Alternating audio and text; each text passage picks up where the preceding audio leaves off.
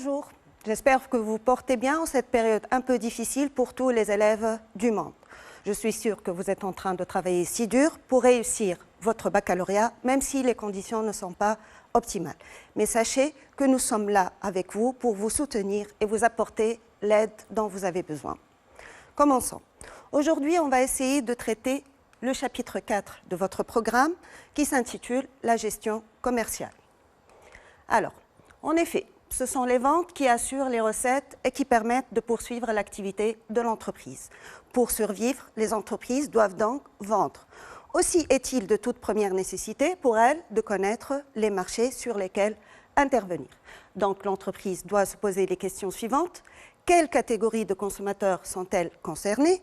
Quels types de produits seront-ils échangés? Et de quels moyens dispose-t-elle pour orienter le marché? Donc, pour appréhender l'importance de la gestion commerciale, nous allons étudier les sections suivantes. En premier lieu, on va voir l'étude de marché. La deuxième section va porter sur la provocation des ventes. Et enfin, on va voir l'exécution et le suivi des ventes. Commençons d'abord par la première section qui porte sur l'étude de marché. D'abord, qu'est-ce qu'un marché? Un marché est l'ensemble d'acteurs agissant sur les ventes d'un produit ou d'un service.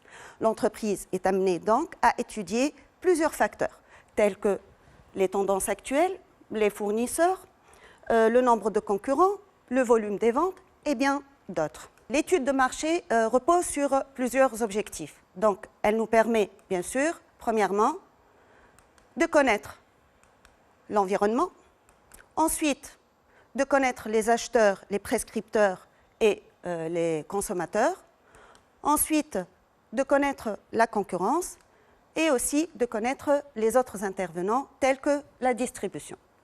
Alors, on va commencer par l'étude de l'environnement. Donc, c'est quoi l'environnement? L'environnement, c'est tout ce qui est situé en dehors de l'entreprise, tel que la nature du produit, la technologie, le climat politique et économique. Donc, ces éléments vont nous permettre de distinguer un environnement juridique qui va porter sur les lois et les réglementations en vigueur, tels que le taux de TVA, un environnement économique qui va porter sur, par exemple, l'évolution démographique, sexe, âge, densité, situation géographique, sur le taux d'inflation, par exemple, qui influence beaucoup le pouvoir d'achat, et sur le taux de chômage, entre autres. Donc, on peut aussi avoir un environnement technologique qui traite des nouvelles technologies du produit et les recherches en cours concernant le produit que l'entreprise compte commercialiser. Enfin, on peut aussi voir l'environnement socio-culturel qui, bien sûr, englobe les facteurs qui influencent notre vie commune, tels que la religion, tels que les valeurs communes, tels que le syndicat aussi. Donc, on va passer par la suite au deuxième élément qui porte sur l'étude du comportement du consommateur. Donc, le comportement du consommateur intéresse beaucoup l'entreprise, surtout pour fixer sa stratégie, telle que la politique de communication, la politique de distribution, la nature du produit qu'elle doit commercialiser. Donc, ça va lui permettre de déterminer qui sont-ils, qui sont ces consommateurs, où sont-ils, quel est leur nombre, leur motivation, leurs besoins, et bien sûr, afin de déterminer le prix psychologique. Donc, on va passer par la suite à l'étude de la concurrence. Donc, l'entreprise est amenée à savoir quels sont ses concurrents les plus importants, quelles sont leurs forces, leurs faiblesses, et aussi, bien sûr, pour pouvoir déterminer sa position concurrentielle. Cette position concurrentielle, on peut la calculer à partir de la part de marché. Il faut noter qu'on peut parler de marché, de secteur, de profession ou aussi de branche. Donc, cette part de marché, elle est calculée, elle peut être calculée en valeur, en divisant le chiffre d'affaires et, bien sûr, je précise que ce chiffre d'affaires doit être en hors taxe de l'entreprise divisé par le chiffre d'affaires en hors taxe du secteur. Ensuite, donc, on peut aussi calculer la part de marché en volume, c'est-à-dire en quantité, en divisant la quantité vendue par l'entreprise par celle vendue par le secteur. Alors, il faut rappeler aussi que le chiffre d'affaires du secteur, c'est le chiffre d'affaires de l'entreprise auquel on ajoute le chiffre d'affaires des entreprises concurrentes. Donc, aussi, pour la quantité vendue par le secteur, on a la quantité vendue par l'entreprise plus la quantité vendue par les autres concurrents.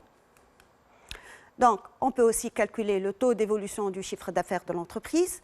On a le chiffre d'affaires hors taxe de l'année en cours, moins le chiffre d'affaires hors taxe de l'année précédente, divisé par le chiffre d'affaires hors taxe de l'année précédente. Ce calcul de taux d'évolution, on peut le comparer par rapport au taux d'évolution du secteur. Ça va nous expliquer comment la part de marché a évolué au cours de l'année. Par exemple, si le chiffre d'affaires de l'entreprise a augmenté à un rythme plus accéléré que celui du secteur, on va remarquer que la part de marché de l'entreprise va augmenter. Par contre, si le chiffre d'affaires de l'entreprise augmente à un rythme moins accéléré que celui du secteur, la part de marché de l'entreprise va diminuer. Aussi, si le chiffre d'affaires de l'entreprise diminue à un rythme moins accéléré que celui du secteur, on aura une part de marché en augmentation. Et enfin, si le chiffre d'affaires de l'entreprise diminue à un rythme plus accéléré que celui du secteur, on va remarquer que la part de marché de l'entreprise va diminuer. Donc, pour pouvoir expliquer tout ça, on va essayer de traiter une activité. Donc, l'entreprise L'Hirondelle est spécialisée dans la fabrication et la commercialisation d'un modèle de sèche-cheveux électrique, modèle C. Elle connaît les dernières années une concurrence rude et désire y faire face en améliorant sa politique commerciale. Les ventes annuelles de l'entreprise L'Hirondelle et celles des concurrents sont résumées dans le tableau suivant. Donc là, vous avez pour les 2 années 2018 et 2019, vous avez les ventes en quantité, les ventes en valeur, c'est-à-dire le chiffre d'affaires. De l'autre côté, on a les ventes en quantité et en valeur pour les concurrents, ainsi que les ventes en quantité et en valeur pour l'année suivante. Donc, la première question, on va essayer de déterminer le prix de vente unitaire pratiqué par l'entreprise ainsi que celui pratiqué par les concurrents. Ensuite, on va calculer le taux d'évolution du chiffre d'affaires de l'entreprise ainsi que celui du concurrent. En troisième question, on va essayer de calculer et commenter les indicateurs de l'annexe qu'on va voir par la suite. Et on va voir comment expliquer la différence entre la part de marché en volume et en valeur. Et enfin, on va essayer de donner des conseils à l'entreprise afin d'augmenter sa part de marché. Alors, on va commencer par la première question, c'est-à-dire déterminer le prix de vente unitaire pratiqué par l'entreprise ainsi que le prix de vente moyen pratiqué par les concurrents. Donc, on va rappeler que le chiffre d'affaires est égal à la quantité vendue en général fois le prix de vente unitaire. C'est-à-dire, si on veut déterminer le prix de vente, il suffit de diviser le chiffre d'affaires par la quantité vendue. Donc,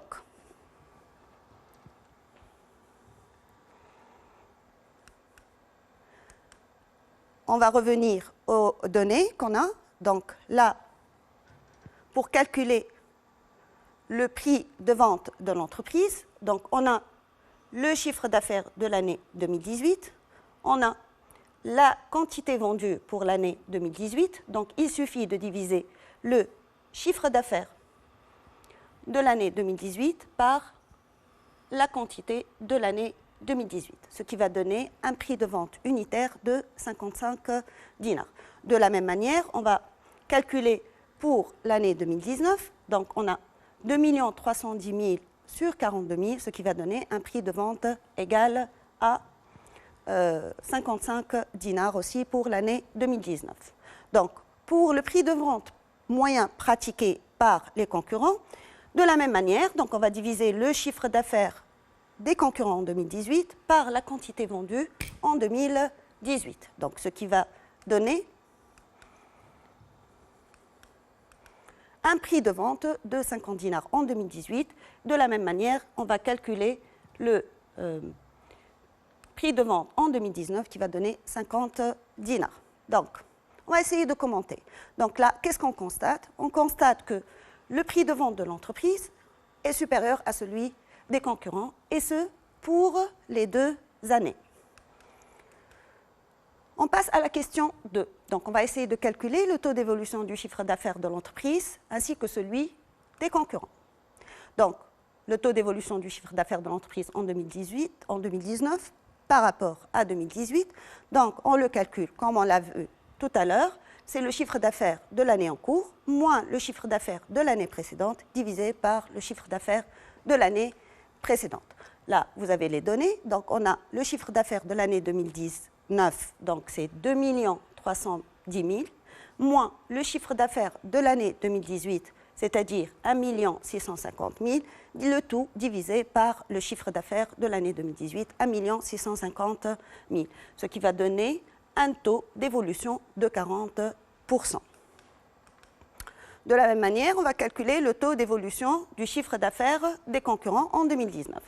Donc, les mêmes données pour les concurrents. Donc, on va faire 5 63 600, qui est le chiffre d'affaires de l'année 2019, moins 3 500 000 chiffre d'affaires de 2018, divisé par le chiffre d'affaires de 2018, c'est-à-dire 3 500 000, ce qui va donner un taux d'évolution de 44,67%. Donc là, on remarque que le chiffre d'affaires des concurrents a augmenté à un rythme plus accéléré que celui de l'entreprise. Donc, on va passer au calcul de la part de marché. Donc, pour calculer la part de marché, que ce soit en quantité ou en valeur, on a besoin des quantités vendues par l'entreprise et bien sûr des quantités vendues par les concurrents. Donc, je rappelle que la quantité vendue par le secteur est égale à la quantité vendue par l'entreprise, à laquelle on ajoute la quantité vendue par les concurrents.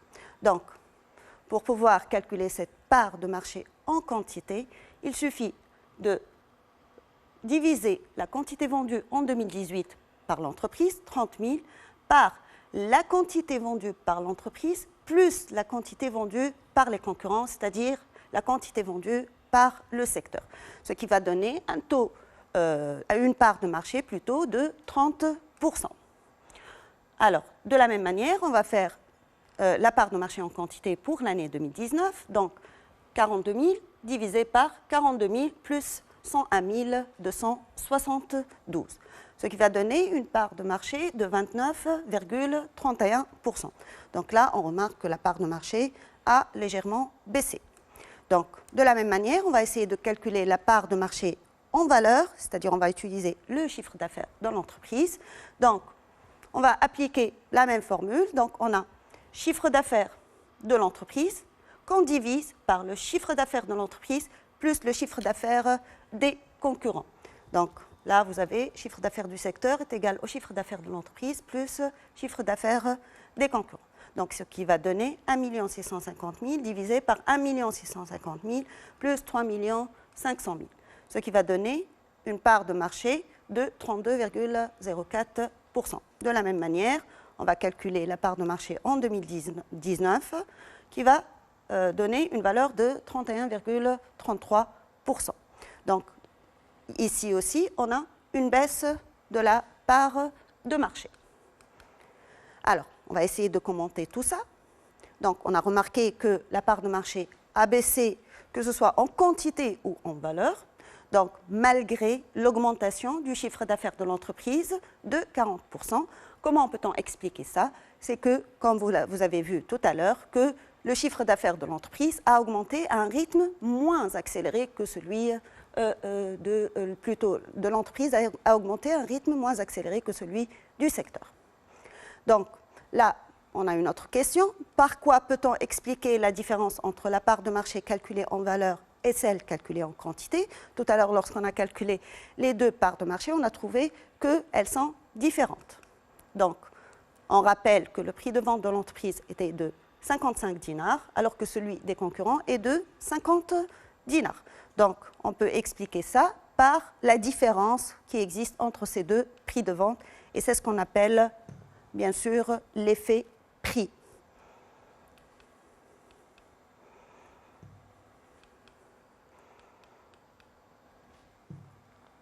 Alors, on passe à la question 5. Que doit faire l'entreprise pour confronter la concurrence et augmenter sa part de marché? On va essayer de proposer des solutions. Donc, l'entreprise pourrait s'aligner au prix de vente moyen des concurrents, identifier ses concurrents ainsi que leurs stratégies, essayer de découvrir leurs objectifs, d'évaluer leurs forces et faiblesses. Et ensuite, on peut aussi déterminer sa position concurrentielle par le calcul de la part de marché et d'adopter une politique commerciale appropriée. Alors, on va essayer de traiter une autre activité afin de consolider encore plus vos connaissances. Donc, cette activité est tirée du bac 2018 session principale. Donc, on va essayer d'analyser l'évolution du chiffre d'affaires de l'entreprise ainsi que sa rentabilité. Donc, le gérant de la société Tunisie Aluminium s'interroge sur l'évolution des performances de l'entreprise au regard des deux objectifs fondamentaux, croissance et rentabilité.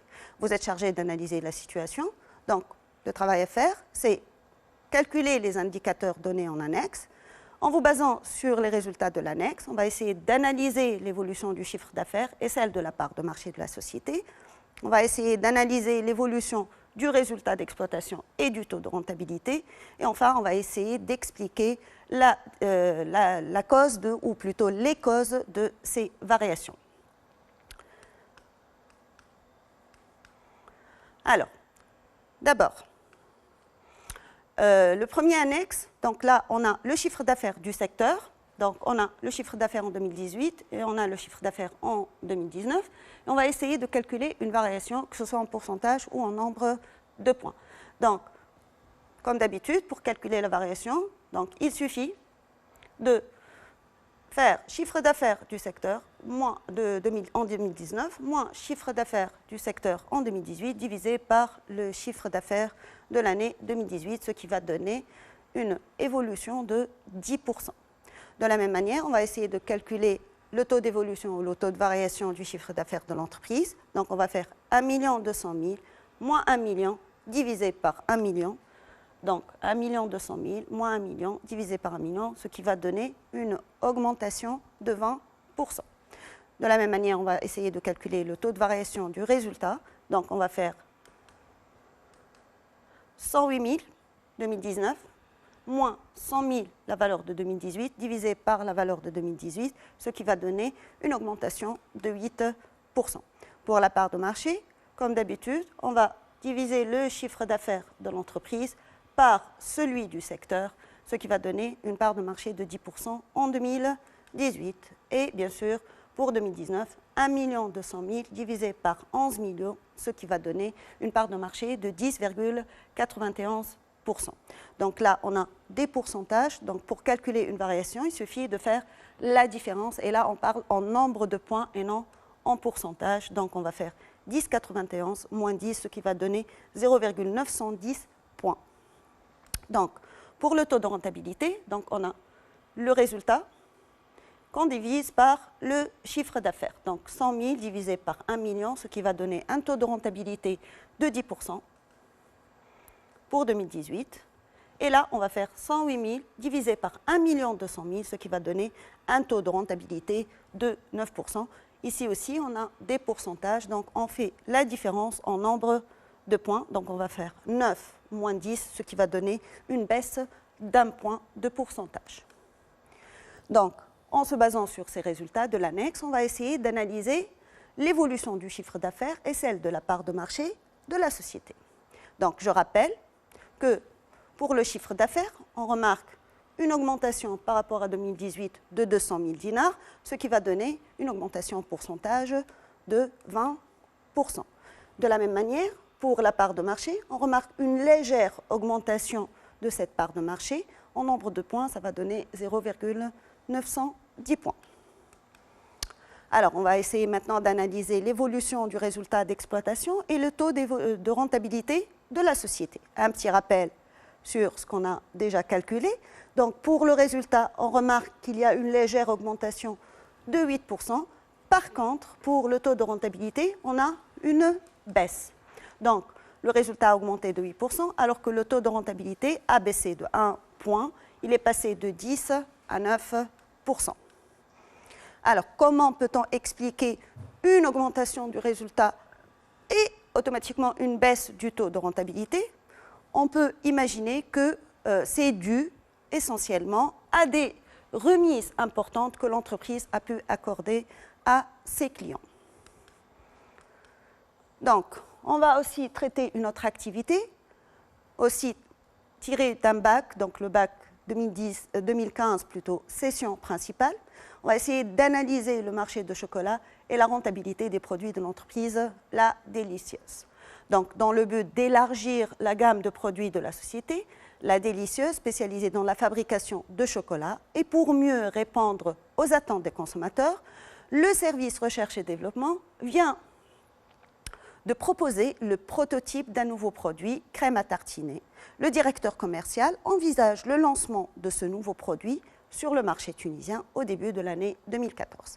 Avant le lancement du nouveau produit, M. Ali, gérant de la société, en accord avec le directeur commercial, souhaite analyser la tendance générale du marché de chocolat. Pour préparer ce travail, il vous remet les données nécessaires sur le marché de ces produits, annexe A, et vous charge de les analyser. Les résultats de l'entreprise avec ceux du secteur sont donnés en annexe.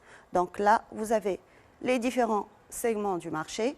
Vous avez le chiffre d'affaires de l'année 2013-2014 pour l'entreprise ainsi que pour les concurrents. Et en première question, on va essayer de faire une analyse générale de ce marché. Donc, qu'est-ce qu'on remarque?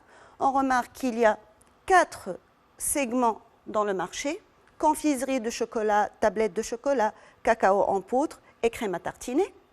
Là, on remarque que le chiffre d'affaires de l'entreprise pour la confiserie en chocolat est en augmentation. De même pour les concurrents. Pour les tablettes de chocolat, le chiffre d'affaires de l'entreprise aussi est en augmentation, ainsi que celui des concurrents. Pour le cacao en poudre, par contre, il y a une baisse du chiffre d'affaires de l'entreprise, de même pour les concurrents. Pour la crème à tartiner, on remarque que l'entreprise ne produit pas et ne commercialise pas ce type de produit, alors que pour les concurrents, leur chiffre d'affaires est en augmentation. On remarque donc que ce segment est un segment porteur, si vous voulez. Donc, on va résumer ça dans ce petit paragraphe. Donc, le marché de chocolat est constitué de 4 segments. Les 2 premiers, confiserie chocolat et tablette de chocolat, connaissent une évolution d'une année à une autre. Par conséquent, le marché est porteur. Alors que pour le 3e, c'est-à-dire cacao en poudre, il subit une diminution. Pour le 4e segment, crème à tartiner, il est en pleine expansion alors qu'il n'est pas commercialisé par l'entreprise La Délicieuse. Donc, on va essayer de continuer la question suivante. Donc, que pensez-vous de la gamme des produits de la société La Délicieuse et quelles sont vos recommandations pour optimiser sa position concurrentielle? Donc déjà, on remarque que l'entreprise ne commercialise pas la crème à tartiner et on a dit que ce marché, il est porteur, donc on peut conseiller l'entreprise de fabriquer et de commercialiser ce type de produit, malgré qu'elle possède déjà 3 gammes de produits, c'est-à-dire 3 segments de ce produit. Donc, bien que la gamme de la société La Délicieuse est diversifiée, il lui manque un segment en pleine expansion, la crème à tartiner, qui constitue une opportunité à ne pas rater. Par conséquent, la société doit élargir la gamme de produits en lançant la fabrication de crème à tartiner. Donc, on va essayer de compléter le tableau des indicateurs de gestion. Donc, on va essayer de calculer la part de marché de l'entreprise en 2014, le taux d'évolution de l'entreprise pour les 3 segments qu'elle possède. Donc, je rappelle que la part de marché, c'est toujours le chiffre d'affaires de l'entreprise divisé par le chiffre d'affaires de l'entreprise avec celui du secteur. Donc, qu'est-ce qu'on va faire? on va faire 6 150 000 divisé par 6 150 000 à laquelle on ajoute le chiffre d'affaires des concurrents, c'est-à-dire 43 050 000 dinars. Donc, on va obtenir une part de marché de 12,5%. Alors, de la même manière, on va essayer de calculer pour les tablettes de chocolat. Donc, ça va donner 11,05%. De la même manière pour le cacao en poudre. Et bien sûr, on rappelle que l'entreprise ne fabrique pas la crème à tartiner. Pour le taux d'évolution, c'est toujours la valeur de 2014 moins la valeur de 2013 divisée par celle de 2013. Donc, on aura un taux d'évolution égal à 2,5%. Donc, qu'est-ce qu'on remarque? On remarque que la part de marché de l'entreprise est restée constante. Comment on explique ça? Parce que le taux d'évolution de l'entreprise est égal à celui du secteur.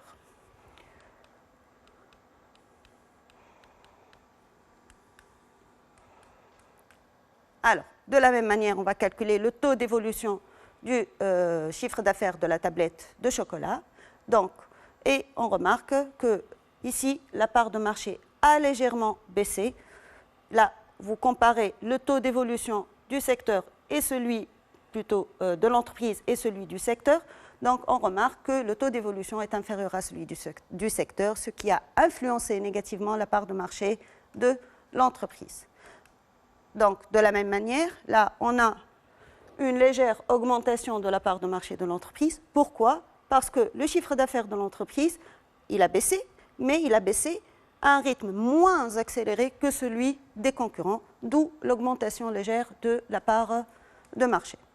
Pour la crème à tartiner, le marché est en pleine expansion alors que l'entreprise n'a pas attaqué ce segment, ce qui constitue une opportunité à exploiter.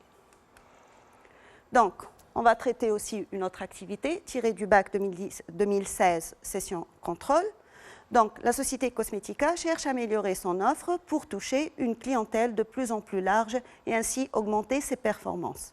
Dans le contexte, M. Ahmed vous demande de faire le point sur l'activité de l'entreprise et d'analyser les différentes données. Vous disposez des informations suivantes. Donc, vous avez le chiffre d'affaires du secteur pendant les 3 années. Vous avez le chiffre d'affaires de l'entreprise pour les 3 années. Le taux d'évolution des différents produits de l'entreprise. Donc là, on a 13% par rapport à 2013, 11,25% par rapport à 2014. Pour les ventes de soins de la peau, 13%, 9,3%. Et pour les ventes des colorations, donc on a 12% et 11%. Donc, première question, on va compléter l'annexe suivante afin de déterminer la part de marché et l'évolution du chiffre d'affaires annuel de l'entreprise Cosmetica ainsi que celui du secteur. Donc, là, on a les différentes données dont on a besoin. Donc, on va diviser le chiffre d'affaires de l'entreprise par celui du secteur en 2013. Donc, on va faire 2 millions divisé par 9 250 000, ce qui va donner une part de marché égale à 21,62. Pour 2014, 2 250 000 divisé par 10 625 000, donc ce qui va donner une part de marché de 21,18%. Pour 2015, de la même manière, on va trouver une part de marché de 20%. Pour le taux d'évolution, donc on aura pour l'entreprise, donc on aura 2 250 000 moins 2 millions divisé par 2 millions, ce qui va donner un taux d'évolution de 12,5%. De la même manière, pour 2015, donc 2 500 000 moins 2 250 000 divisé par 2 250 000, ce qui va donner un taux d'évolution de 11,11%. De la même manière, on va calculer le taux d'évolution du chiffre d'affaires du secteur. Donc, on aura 14,86% et pour l'année 2015, on aura 17,65%.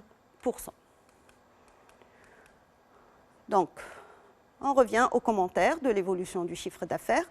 Donc, on remarque que le chiffre d'affaires de l'entreprise a connu une évolution de 12,5% en 2014 et de 11,11% en 2015. Donc, cette évolution est en baisse. Bien qu'elle soit positive, elle reste inférieure au secteur, surtout en 2015. 2015, ce qui va expliquer la baisse de la part de marché de la société d'année en année, car elle évolue à un rythme inférieur à celui du secteur. Donc, en prenant appui sur les résultats obtenus, on va aider M. Ahmed à trouver une solution afin d'accroître sa part de marché. Par exemple, il peut faire des promotions, des ventes, baisser les prix afin d'augmenter la quantité vendue, améliorer, si vous voulez, sa politique de communication, et on peut aussi attaquer de nouveaux segments sur le marché en lançant de nouveaux produits. Alors, en conclusion, pour être compétitive, l'entreprise recherche un avantage concurrentiel qui lui permet de maintenir, voire d'accroître sa part de marché. Pour cela, elle devra chercher à atteindre ses objectifs, à savoir, par exemple, réduire ses coûts. Par exemple, optimiser les ressources d'exploitation qu'elle possède. Elle peut aussi satisfaire les besoins des consommateurs, ou plutôt, elle doit satisfaire les besoins du consommateur. Garantir une marge minimale, c'est-à-dire un petit bénéfice, bien sûr, pour pouvoir survivre. Améliorer la qualité de ses produits. Elle peut assurer la disponibilité du produit. Le client donc doit pouvoir acheter le produit à l'instant et dans le lieu où il existe. Donc là, on entre dans le choix des canaux de distribution qui va faire la partie suivante. Donc on va traiter l'étude des autres intervenants et on va essayer de se focaliser, bien sûr, sur la politique, plutôt les canaux de distribution. Donc d'abord, qu'est-ce qu'un canal? Donc un canal est le chemin parcouru par un produit depuis le producteur jusqu'au consommateur. Il ne faut pas le confondre avec un circuit. Alors c'est quoi un circuit? Je reviens. Donc c'est quoi un circuit de distribution? Donc c'est l'ensemble des canaux pour un seul produit. Donc c'est le circuit, l'ensemble des canaux parcourus par un même et seul produit. Donc pour distinguer, ou plutôt pour déterminer la nature du canal, donc on va voir le nombre d'intermédiaires entre le fabricant et le consommateur. Par exemple, si on n'a aucun intermédiaire, donc là on va parler de canal ultra court ou canal direct. Par contre, si on a un seul intermédiaire, c'est-à-dire le détaillant, ou on peut parler aussi de revendeur, donc là, on va parler de canal court. Par contre, si l'entreprise vend ses produits aux grossistes, qui les vendent à leur tour aux détaillants, qui les mettent à la disposition du consommateur, là, on va parler de canal lent. Et enfin, si, par exemple, on a un semi-grossiste entre le grossiste et le détaillant, le canal devient un canal ultra long. Alors, on va essayer de voir comment l'entreprise va choisir entre ces différents canaux. Il y a plusieurs méthodes. Nous, on va voir la méthode des scores et des critères. Donc, le tableau suivant présente les moyennes calculées à partir des 8 évaluations fournies par les chefs de produit. Le score d'importance, donc chaque chef de produit donne son jugement pour chaque critère sur une échelle allant de 1, pas important du tout, à 5, très important. Les canaux de distribution A, B, C sont évalués sur chaque critère au moyen d'une échelle allant de 1, très mauvais, à 5, très bon. Donc là, vous avez les différents critères, donc part de marché, réputation, coût de distribution, publicité. Là, les scores de ces critères, si vous voulez, donc on a une note attribuée à chaque critère.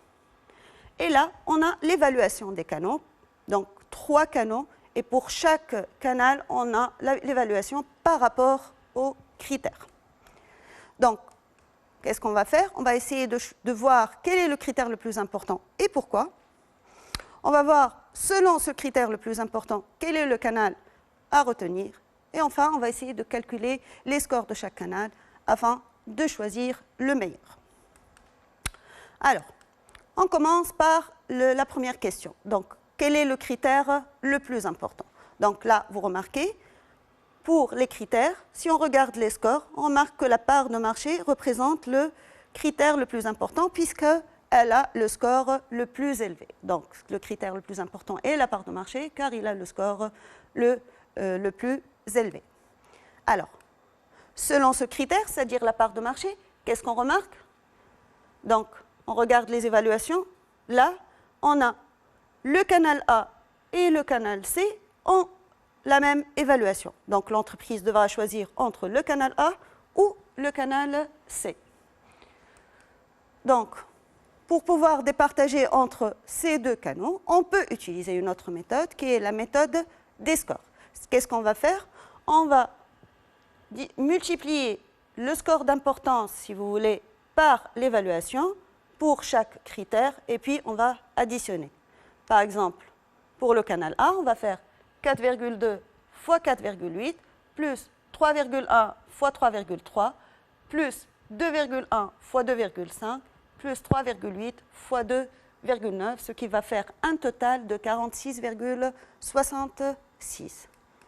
Pour le canal B, on va faire de la même manière, 4,2 fois 2,9 plus 3,1 fois 4 plus 2,5 fois 2,7 et 3,8 fois 3,8, ce qui va donner un total de 44,69.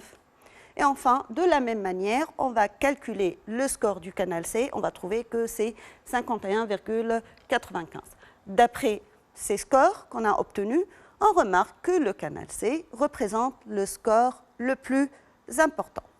Donc finalement, quelle sera la décision de l'entreprise? Bien sûr, on va choisir le canal C puisqu'il a le score le plus élevé, c'est-à-dire 51,95. Voilà. Donc, on va essayer de synthétiser cette section. Donc, quels sont les objectifs de la part de marché? Plutôt de l'étude de marché. Donc, d'abord, on va essayer de connaître l'environnement technologique, économique, institutionnel, socio-culturel et bien d'autres. Connaître le consommateur, qui va consommer, qui va acheter, qui va conseiller acheter tel ou tel produit. Donc, on va voir quels sont ses besoins, quelles sont ses motivations, quelles sont ses perceptions, quel est le prix qu'il va accepter de payer pour acheter ce produit. Ensuite, on va essayer d'étudier la concurrence. Bien sûr, on doit connaître notre position concurrentielle, étudier la concurrence afin de déceler ses forces, ses faiblesses et déterminer l'action commerciale adéquate. Et enfin, en dernier point, connaître les autres intervenants, c'est-à-dire par qui passe le produit pour arriver au consommateur final, c'est-à-dire les différents canaux de distribution. Alors, maintenant, on va passer à la deuxième section qui va porter sur la provocation des ventes. Une fois on a effectué l'étude de marché, on passe à la provocation des ventes. En effet, la provocation des ventes passe par une première étape, c'est-à-dire la segmentation et le ciblage. Qu'est-ce que ça veut dire, segmentation? Donc, la segmentation est le fait de découper le marché en groupes de consommateurs ayant des comportements et des besoins homogènes. Par exemple, hommes, femmes, enfants, adultes, selon la profession. Tout dépend bien sûr du segment qu'on compte étudier. Donc, une fois la segmentation effectuée, on va passer au ciblage. Donc, c'est quoi le ciblage? C'est le fait d'attaquer le segment choisi par une action commerciale. Donc, on va choisir un segment et on va se focaliser sur ce segment afin de déterminer l'action commerciale à entreprendre.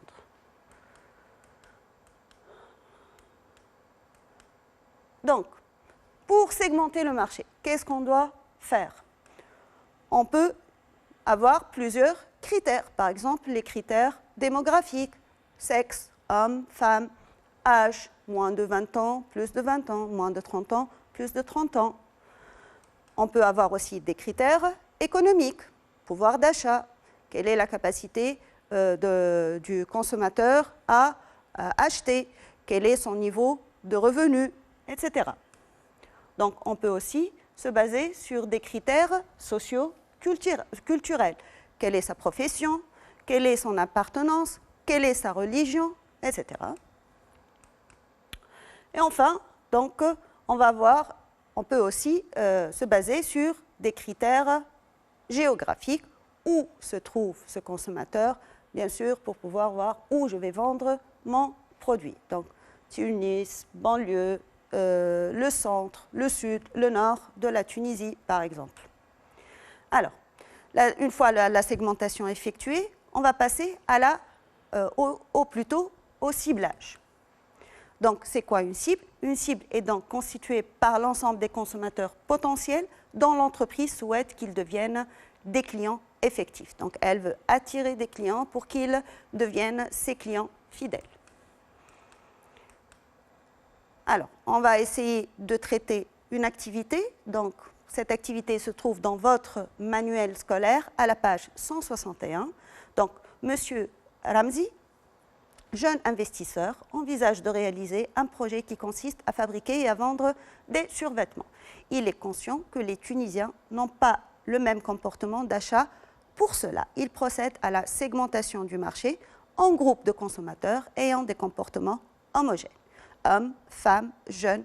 Monsieur Ramzi veut se spécialiser dans un seul type de survêtement, homme ou femme, et de créer un point de vente, soit sur Tunis, soit sur la banlieue.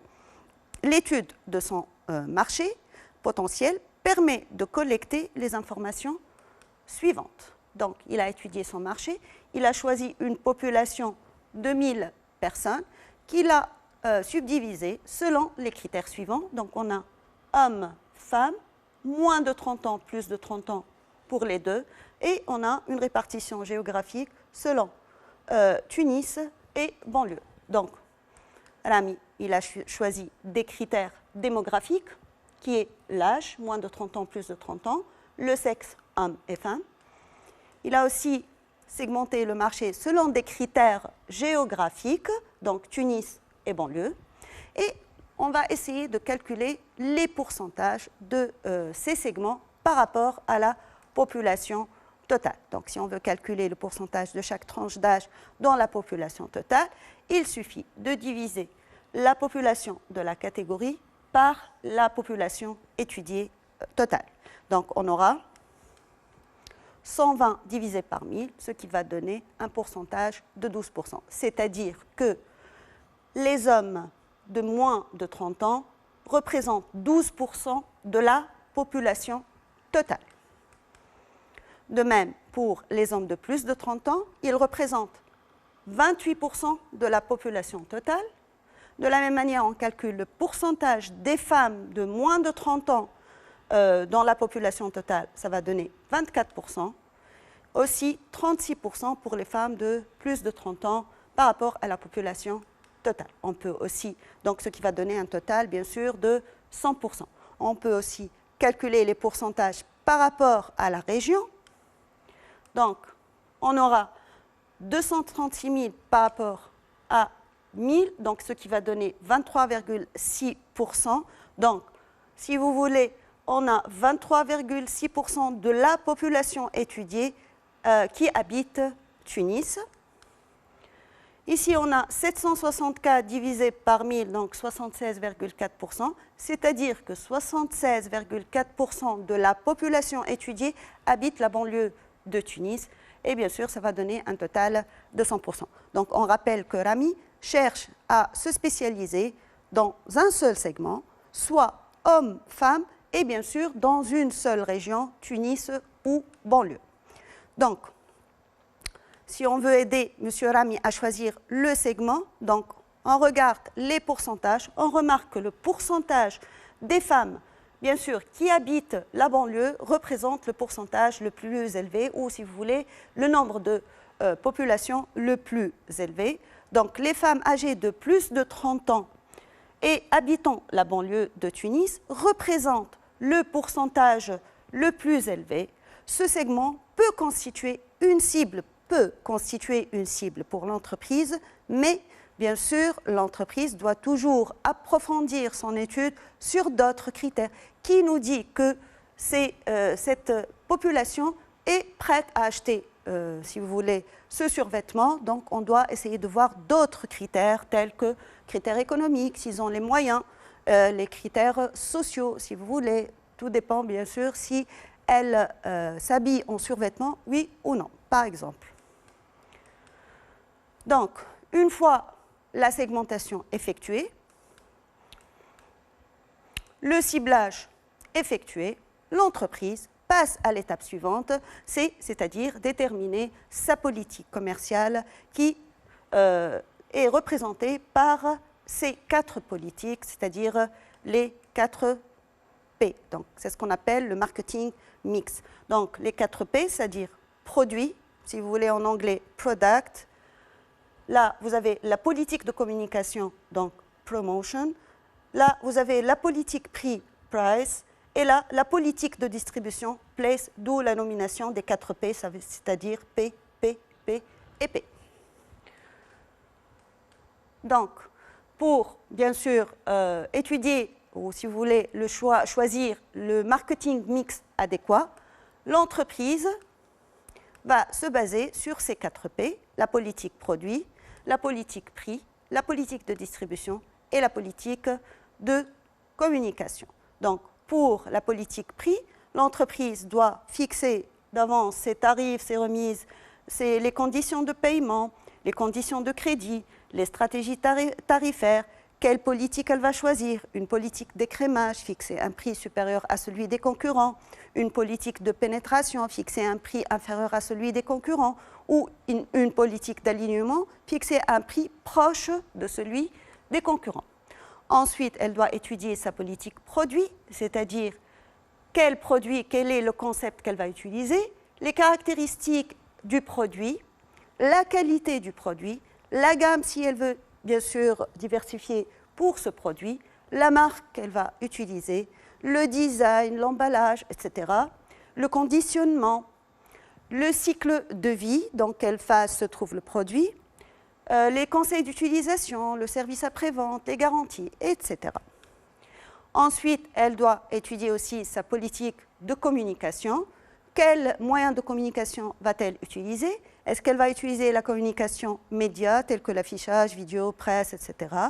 ou une politique de communication hors média, telle que le sponsoring, les relations publiques, les promotions de vente, etc.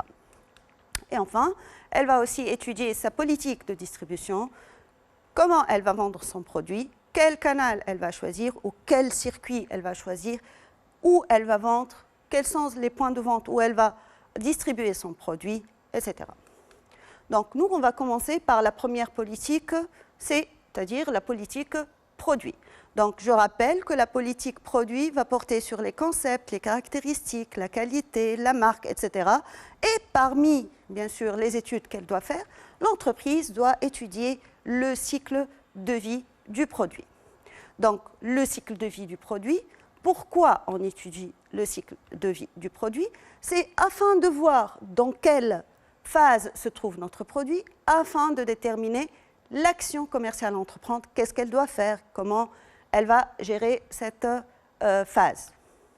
Donc, sur un schéma, là, vous avez le temps, de l'autre côté, vous avez les ventes. Donc, on voit que le produit passe par plusieurs phases.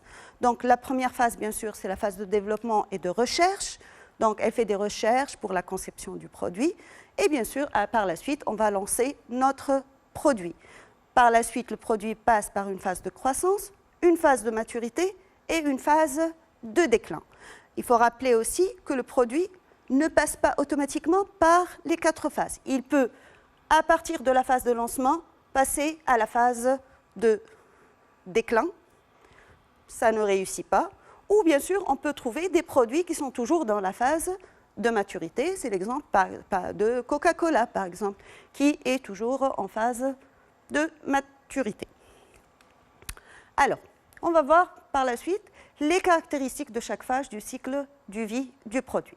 Donc, dans la phase de lancement, le niveau de vente est faible, le coût de production est élevé dû aux recherches et développement et dû aussi, bien sûr, à la quantité non suffisante pour minimiser ce coût et réaliser une économie d'échelle.